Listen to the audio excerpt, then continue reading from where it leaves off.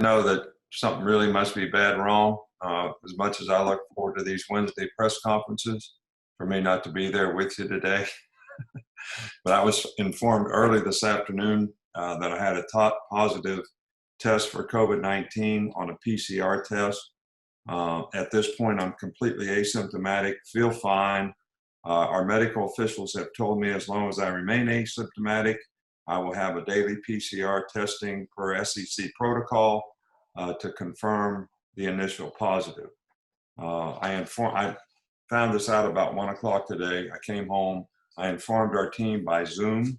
I watched practice today.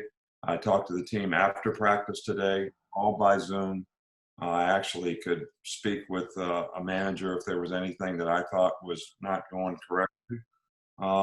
So we're still doing everything possible to get ready for the Georgia game, preparing our team. I'll have normal meetings tomorrow. Everything will be on Zoom. We'll continue to do this. You know, Sark's kind of filling in my absence for anything that needs coordinated in the office. But we're going to do everything we can to help our team, you know, get ready to play. And, you know, the players today, it's our goal that they play their best and be at their best for the game. And we're going to continue to try to do this.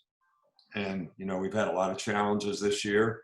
Our guys have shown great maturity in how they've handled all those challenges. So I'm sure they'll handle this in a very positive way as well. Okay. We will start you off with Cecil Hurt. Cecil, go ahead. Coach, two-part real quick. First was, did you find out through the routine daily testing that you're doing, did you feel any different and ask for a test, or was it the routine testing? No, this was routine every day. We test our players every day. I get tested every day. I feel fine. I felt fine. I was very surprised, you know, by this.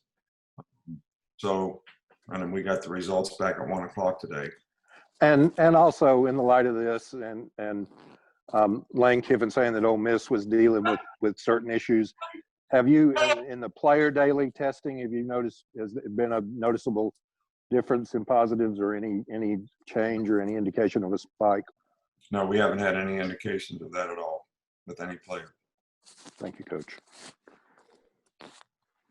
We'll go to Michael Casagrande.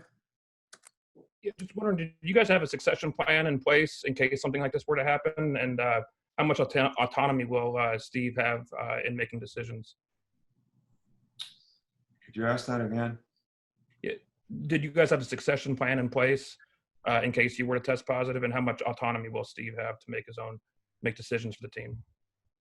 Well, you know, the autonomy part we haven't really decided yet, but in light of the fact that any coach could test positive, we try to have a protocol in place for, you know, if we lost a coach, especially one in a leadership position, who would, you know, step in for them. Obviously, Sark has been a head coach before. And I'm not sure exactly how this is going to play out in terms of when the game comes, you know, whether I can have communication with people or not. So we'll have to research and sort of figure that one out. But we did have a plan for each coach on the staff as to what might happen. And we just got to go from there. Just like if we lose a player, we have to do the same thing. We'll go to Tony Sakalas. Just to kind of further that, in the event that Sark is to be the head coach, is there a plan for someone else to call the offense, or will he do both? No, not at all. Not at all. I mean, we're going to call the offense. We've done a really good job of that. We're not going to make those kind of changes. We have a very capable staff, and those guys make good game day decisions. I just kind of monitor what they do and make sure we're staying, you know, on the rails. And I think we can get that done, even if I'm not available, which is, you know, not for certain, I hope, but it is what it is. We'll go to Brett Hudson with the Tuscaloosa News. Hey, Coach, do you have a handle on how limited you'll be in the game planning process while you're remote outside of game day? Like how much you may not. I can do absolutely everything here that I do there. I'll have the same exact routine. You know, the first thing I do on Thursday morning is watch the defensive practice with the defense. Then we do 2-minute and 2-point plays. Then I watch what we did against each other with the offense. Then I watch the offensive practice. Then I watch special teams. Then I usually do a little write-up for 2-minute and 2-point plays for the team. I'll do all those things exactly like I always do it. I watched practice today. I had the manager had a phone. If I wanted to play repeated, I said, repeat that play. So-and-so messed up. So, you know, I didn't leave the country or anything. I'm just right down the street, and we have this technology. So it's really unique. Now, I don't have any experience in this. But we're going to do the best we can to keep everything normal as possible. Okay, we'll go to Pete Thamel. Nick, I'm curious with contact tracing in regards to your positive. Can you walk me through a little bit of what that process is, please? Well, you know, our medical staff sort of manages that, but, you know, everybody manages their own personal space. You know, I wear this mask, you know, in the office when I'm around anybody, wear it around the players. All the players wear it in meetings. So we have a protocol in place that, you know, we're concerned about anybody in the whole organization that could test positive. So the secretaries have masks on. So we're trying to have everybody manage their own personal space, and that's the best we can do it. Our medical staff has done a really good job of that to this point, and hopefully it'll continue that way. We'll go with Bruce Feldman of Fox. Nick, obviously it's a pandemic. We've seen a lot on the news as well as in the sports world. What is it right now that probably concerns you the most with the diagnosis? Well, I feel fine, so I'm not really concerned that much about my health, but you never know.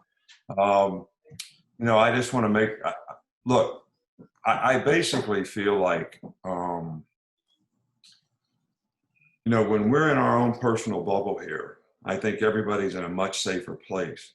I think as soon as you travel, you get exposed to a lot more things and a lot more people, if that makes any sense. Even though I've worn a mask on the sidelines, I wear a mask all the time, in the hotel, on the bus, in the plane.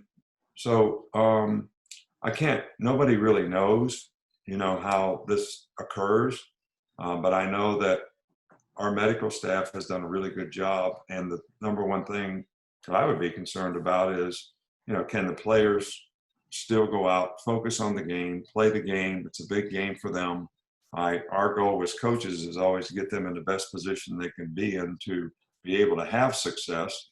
And we need to try to continue to do that. And that would be, you know, the greatest concern that I have.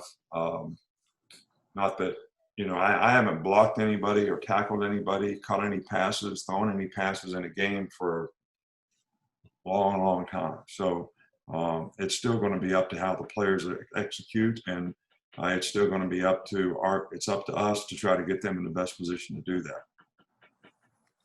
Okay, we've got time for a couple more. We'll go to Jared Oliver.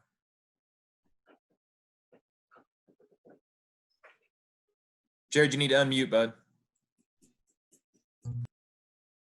Try it again. All right. Hey, Coach, as someone in your position, what would be your message to people who may still be taking this virus lightly? What would be your message to people at this point?